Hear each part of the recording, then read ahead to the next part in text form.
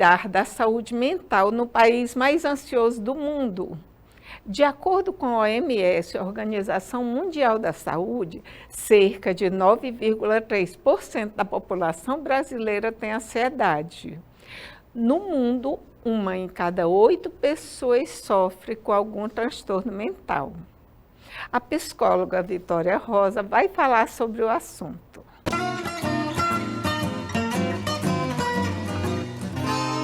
Fala aí, como é que é você trabalhar com a ansiedade no país, que é um dos mais ansiosos do mundo? Eu costumo dizer que é um desafio também, né? Porque quando a gente tem um dado como esse, isso significa que há fatores macrosistêmicos que fazem com que a ansiedade ele seja algo tão extremo assim, né? Tenha dados tão alarmantes, tão expressivos.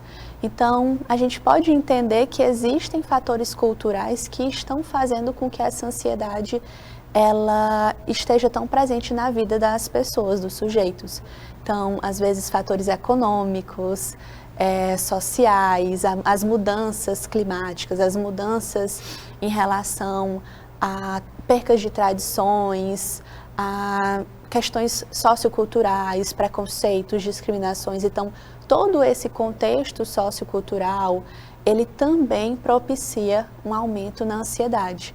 Mas para lidar com essa ansiedade, para tratar, né, lidar com ela na clínica, muitas vezes eu gosto de dizer que, principalmente, eu trato indivíduos, eu lido com indivíduos. Porque a ansiedade, ela é muito ramificada. A gente tem o transtorno de ansiedade generalizado, temos fobias sociais, tem o transtorno do pânico. Então, ela tem várias ramificações. Então, nesse sentido, a gente costuma, para cada diagnóstico, existe também uma especificidade do tratamento e principalmente para cada indivíduo. Porque esse indivíduo, ele traz a demanda da ansiedade, mas nunca é só isso, né? Essa demanda da ansiedade é o que leva esse indivíduo a procurar tratamento, mas geralmente por trás tem questões de relacionamentos, dificuldade em assertividade, uma rotina desorganizada, má qualidade no sono. Então, principalmente na terapia cognitivo-comportamental, que é a minha abordagem, onde eu também tenho especialização, nós costumamos também tratar sobre os pensamentos. Alguns pensamentos que vão fazer com que esse indivíduo ele esteja mais ansioso, porque a ansiedade também é essa preocupação excessiva, é esse medo e essa preocupação em relação a coisas que nem aconteceram ainda, essa antecipação de ameaças. E muitas vezes são pensamentos recorrentes que fazem com que a pessoa entre, às vezes, até em pânico, né? Exato. E aí, para lidar com esses pensamentos, muitas vezes o tratamento é modificar esses pensamentos que a gente chama de pensamentos desfuncionais, desadaptativos, não existe o certo e errado, mas são pensamentos que são desadaptativos e a gente tenta questionar eles para utilizar pensamentos mais adaptativos, como, por exemplo, questionar quais são as evidências que você tem de que essa sua preocupação realmente vai acontecer. E, se acontecer, quais são os fatores que a gente pode utilizar como fatores protetivos? Você atende de 12 anos até pessoas adultas e também relacionamentos. Quais os sintomas ou o diferencial para as idades em relação à ansiedade? A ansiedade de uma criança é diferente da de um adulto, né? Exato. Realmente, na clínica, dá para perceber bastante que, hoje em dia, todas as faixas etárias, elas podem estar passando por uma situação de ansiedade mais elevada, ter um transtorno de ansiedade. Mas quando a gente fala de crianças, por exemplo, a preocupação ela tem que ser maior, porque essa criança, muitas vezes, ela não consegue expressar os sentimentos delas da mesma forma que um adolescente ou que um adulto. Então, nesse momento, é preciso que a gente utilize novos recursos mais interativos, para principalmente ensinar essa criança a lidar com as próprias emoções, para entender as próprias emoções. Então, o maior diferencial das crianças, por exemplo, é porque a gente tem que fazer todo aquele trabalho de base para que ela entenda também o que ela está sentindo, porque muitas vezes ela não está entendendo também o que está passando. Quanto à questão de diferença... Isso, tipo assim, a criança, ela pode estar agressiva, mas ela pode estar brincando normalmente. Não é isso? Ou não? A gente vai precisar, em cada caso, fazer uma avaliação muito profunda. Não dá para dar um diagnóstico só de olhar para a criança, que é o que às vezes acontece muito nas redes sociais e no senso comum. É olhar pequenas características ali e já querer dar um diagnóstico. Isso não é possível, porque é preciso uma avaliação melhor. Existem vários sintomas que vão ser comuns em diferentes transtornos. Então, é avaliar como é a rotina dessa criança, como é o desenvolvimento dela, mas principalmente perceber isso, realmente como é essa vida dessa criança, como está sendo o desenvolvimento dela e avaliar de forma contínua para perceber. E as possíveis causas? Porque a gente tem, você já falou um pouco, né? É multifatorial. Mas, assim, há um aumento. Teve a pandemia de Covid-19, que ela desencadeou ou ela revelou um nível de ansiedade maior, que já existia. Quais as possíveis causas dentro desse cenário que a gente vive hoje? E aqui no Piauí? Eu acho que é um pouco dos dois, né? Ela tanto revelou quanto também intensificou esses transtornos, especialmente a ansiedade.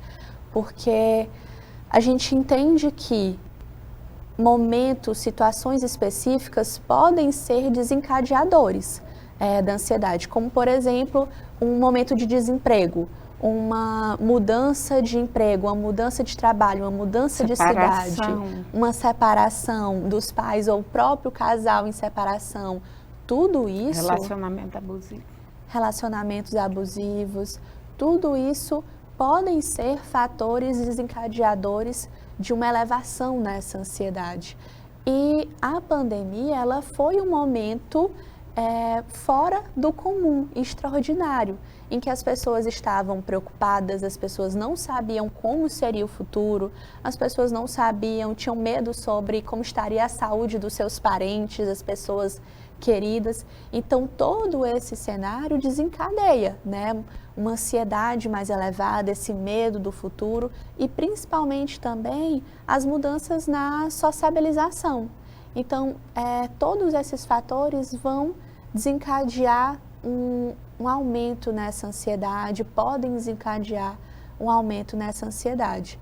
Mas, geralmente, quando a gente fala de estímulos causadores, são esses momentos de desafios maiores, esses momentos de ruptura, momentos em que a pessoa está passando por uma fase que ela ainda não lidou, saída da universidade, uma nova carreira, uma busca por mudança de lugar, de moradia.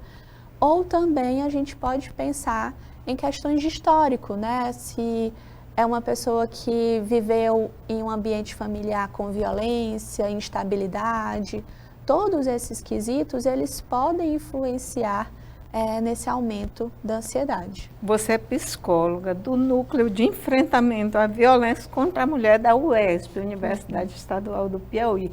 Fala aí como é que é o núcleo, como funciona e como são feitos os atendimentos. Ótimo. E é muito interessante a gente falar do NEVIM, que é o Núcleo de Enfrentamento à Violência contra a Mulher, porque quando a gente fala também de ansiedade, que foi esse nosso primeiro assunto, tem um dado muito expressivo, que as mulheres são as pessoas que mais são diagnosticadas com ansiedade.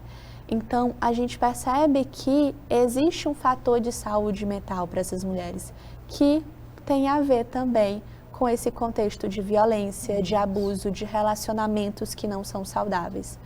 O NEVIM, ele é uma parceria entre a Secretaria de Segurança Pública do Estado do Piauí e a UESP, né, a Universidade Estadual do Piauí. E nós ofertamos um atendimento de acolhimento e acompanhamento a todas as mulheres da universidade, seja alunas, servidoras, professoras. Qualquer mulher da universidade, ela pode ter acesso a esse serviço.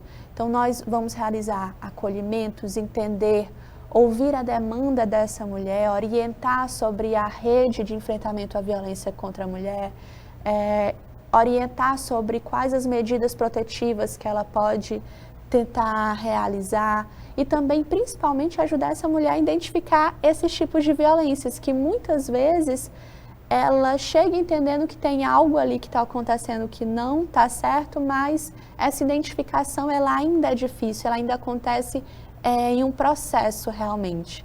Mas além desse atendimento e acolhimento, o Nevin ele também faz atividades educativas, ações educativas no eixo de prevenção da violência contra a mulher. A gente entende que essa capacitação, que esse diálogo, ele ainda é um fator fundamental para a redução de casos de violência. Inclusive, né, nas últimas pesquisas que a gente fez, o próprio formulário diagnóstico que a gente aplicou na universidade, isso foi o que os alunos mais pediram, palestras e conscientização e eventos para falar sobre a violência. E o bullying também aparece, né? A denúncia bullying, assédio sexual e moral, né? Dentro da universidade.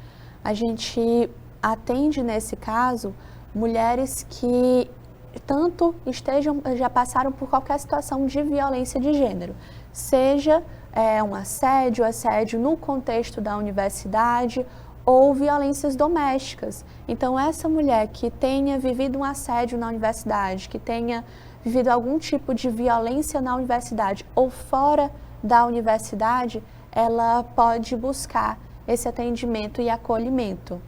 Dicas de uma boa leitura. Eu vou indicar Coragem de Ser Imperfeito, de uma escritora norte-americana, Brené Brown.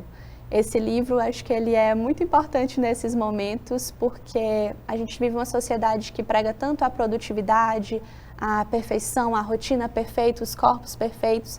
E nesse livro a gente fala sobre vulnerabilidade, sobre emoções e a importância realmente de abraçar essas imperfeições que fazem parte de todos os indivíduos. Muito obrigada, Vitória. Obrigada. Foi um prazer. Chegamos ao final do nosso programa. O Sob Outro Olhar chega no seu 9º ano em 2025, trazendo temas importantes para você. Ressaltamos o protagonismo das mulheres nas diversas áreas. Se inscreva em nossa página no YouTube e no Instagram. Assista os programas anteriores. Envie mensagens pelo WhatsApp DDD 86 99991 2620. Até o próximo Sob Outro Olhar.